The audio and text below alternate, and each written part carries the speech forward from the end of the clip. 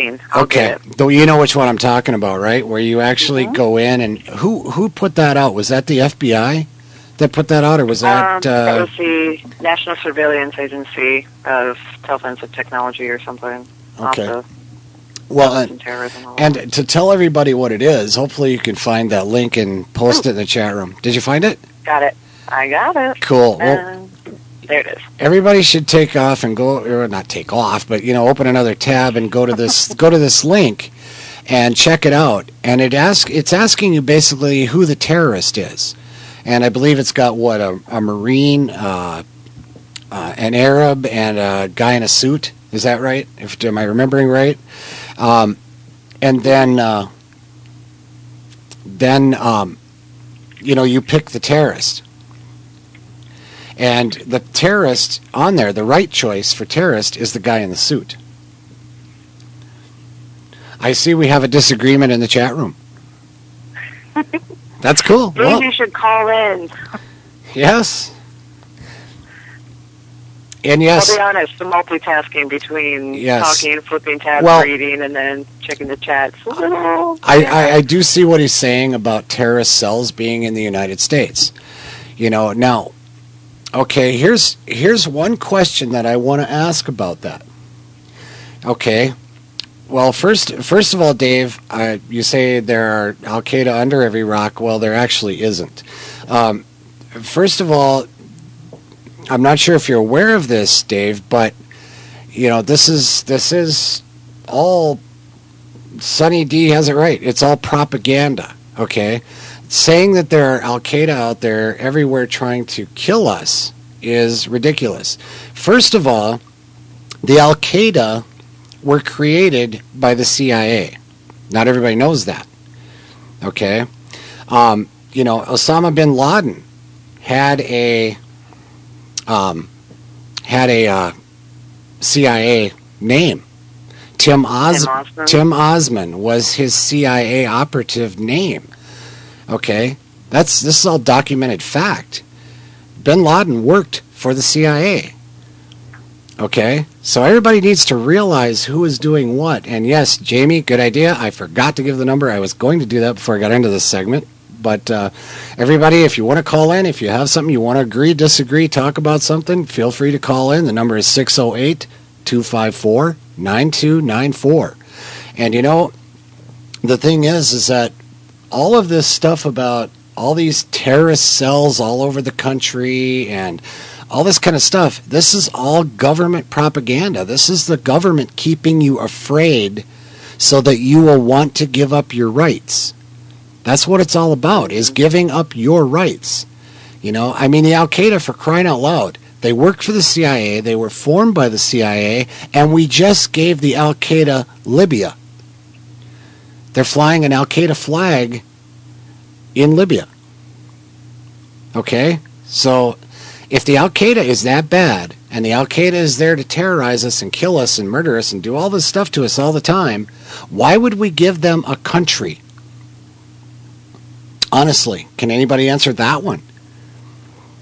And the thing is that, there's a few Muslims that are in government, whatever, there's a few. I mean, Obama's a self-admitted Muslim, and I'm sure there are people out there going, oh, he is not. And I'm sure that everybody out there will enjoy this link that I just put in the chat room. That is Obama admitting he is Muslim. So you have to argue with him on that one. So, are you there, Jennifer? I'm totally here. Oh, I thought I lost you for a second. You're just reading. You're just not paying attention to reading. I'm avidly listening. How about that? Does that work? Okay, I guess it can work. I just kind of thought maybe you'd want to jump in, being I was so long-winded there for a few minutes, that maybe you want to get a word in edgewise. Because I know. Well, I just kind of got on a roll there, It happens once in a while. I get on a roll and I just keep going. Well, you know that from our personal conversations on the phone we have about this stuff. I get on a roll. About every other day. I know. I get on a roll and I just don't shut up, of course. But, the thing is that what, everybody needs to realize is that, 9/11 was a false flag. I mean, the evidence is obviously there, and if you don't believe it's a false flag, go look at the evidence. Because once you look at the evidence, you'll see that it wasn't Al-Qaeda that did it. It was our government that did it. They brought those buildings down, I believe, with thermite, because there were traces of thermite found in the wreckage. It stayed molten for 2 weeks, and airplane fuel doesn't burn hot enough to liquefy that kind of steel. It's too thick, it's too heavy. It's not going to do it. There's something else you should know, Montgomery. Actually, you may already know. Mythbusters, the oh-so-famous television show, and they present different scenarios to determine whether it's possible or not, right? Okay. For those who haven't seen the show. I personally don't have TV anymore, so I don't really know if it's still on air. But I remember them doing some form of a segment that was, having to do with it's possible to cut through a steel bar with thermite. And hey, you know what, Jennifer? Hang on 1 second. We got a caller. Hey. Hey, caller. How you doing? How you doing? This is Brian. This is Brian. Who do we have here? Hey, Brian. Hey, it's Dave. How you doing? Oh, hey, Dave. Just wonderfully. Any chance you could turn your computer down just a hair? Yeah. Give me 1 second and I'll mute this for you. Great. We're just kind of getting a little feedback. Oh, beautiful. Thank you. Yeah. So, did you have a question, or? Yeah, I just kind of wanted to touch a little bit. I was the guy in there disagreeing with you about the Muslims being in position of power. I was kind of hard to get sarcasm through a chat box there. Oh. But, you know how it is. It's hard to type sarcasm. I'll tell you, I've tried a million times and haven't been successful yet. Yeah, they're not everywhere you look, but there's definitely a distinct bit of Islamic propaganda going on in the United States right now. Oh, that's true. Straight from the White House, straight through every form, every branch, everything you look at. Right. If you look, I think you yourself posted a link through Facebook a few days ago about the companies, Tyson Chicken, Domino's, McDonald's, all these different places. Yep. That are trying to do things from Sharia law. Absolutely, that's true. Am I correct in saying that? Yep, absolutely, that is all true. And in fact, we're getting into a big section on the Islam here coming up, and we are going to discuss that. I've actually got a list of most of the major brands that people use every day. So to say that all this Muslim stuff is government propaganda, that's what I'm disagreeing with, Brian. I really find fault with that logic. Okay. Due to the fact that there's so many different things going on, and yeah, I agree that there's some degree of propaganda, but not to the degree that you were saying. Okay, well, maybe I should clarify a little bit then. Okay, maybe this will help you see exactly just where I'm coming from. But where I come from, okay, yes, you do have a lot of Islam in the country. The Islam religion is moving in and working diligently to eliminate Christianity and take over America. They want to co-opt it with Islam, and they want Sharia law in place. And yes, there are, especially having a self-proclaimed Muslim in the White House that is a radical that is going to go along with this stuff. That's why they're able to push these agendas. Yes, I do agree with that aspect of it. Now, as far as having bin Ladens and Alakis running around planning to blow everything up all the time with these kind of factions. Right, and that's what I'm talking about when I'm talking about these terrorist attacks and all this. So, there is a difference. There is the religion of Islam that is infiltrating the country and, yes, trying to take over the country and put it into an Islamic rule of law. Yes, that is happening.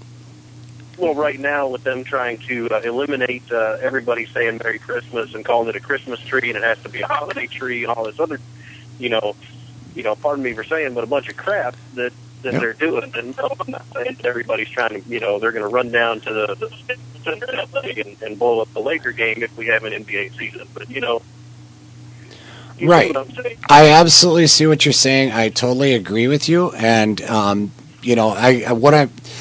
that is definitely going on, and that was part of it. And yes, I probably wasn't quite clear enough in the way I said that, but absolutely, that kind of stuff is. We have all these links, though, that 9/11 was obviously a false flag, which was done by our government. I mean, the evidence is too blatantly obvious.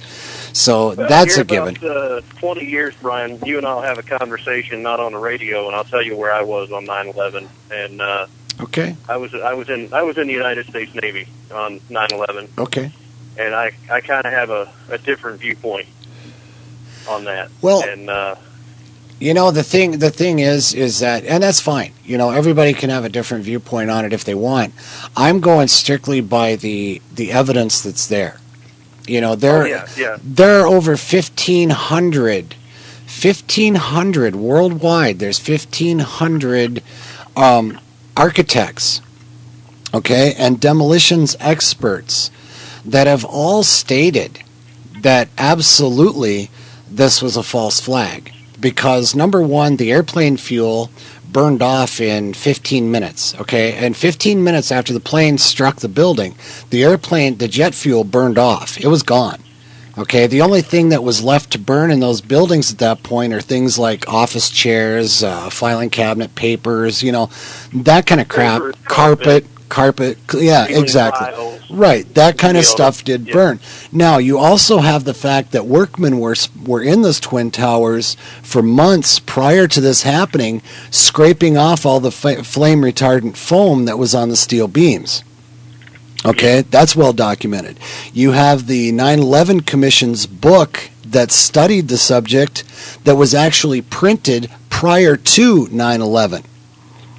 Okay, the 9/11 Commission's book was printed before 9/11. How's that possible if it's not a false flag scripted story? Okay, that's totally impossible. You have heat temperatures. There's a steel beam that is 6 feet thick.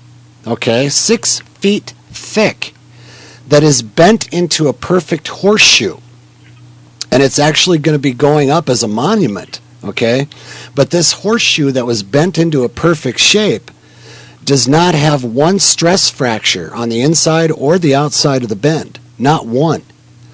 That takes a lot of heat. It takes at least 2,500 degrees to do that. Air and jet fuel doesn't even reach that temperature. If it's 6 feet thick, it would take a little bit more, 2,500 degrees, I would think. It was all done with thermite. That's how they brought it down. And in fact, I just watched a new video the other day where you can see the demolition explosions going off as the building is coming down. You can see them popping down the building. Just like on Building 7, where the BBC was doing a report and saying that Building 7 had come down. Now, this was broadcast on live TV in the evening of 9/11. And it was broadcast on the BBC. The Building 7 had come down. It was the third building to fall because of the terrorist attacks. And while the woman was on TV live on the BBC, Building 7 was right off her left shoulder, right behind her. It hadn't fallen. Mm-hmm. And it didn't fall for another, what I believe it was 11 minutes after the report. So, now you tell me if this was not scripted, okay? And that report that it fell came completely right off the AP wire. Now, if that was on the AP wire that Building 7 had fallen, and they pulled it off there and did this story, and of course these people were from England, they didn't know which building was Building 7. They were just standing there on the street doing a report. And Building 7 was still behind her and hadn't fallen and wouldn't fall for another 11 minutes. So you know what? It's definitely scripted. And plus, I would challenge anybody out there to find me a United Airlines passenger jet that people fly on every day without a logo and without windows in the plane. You're not going to find it.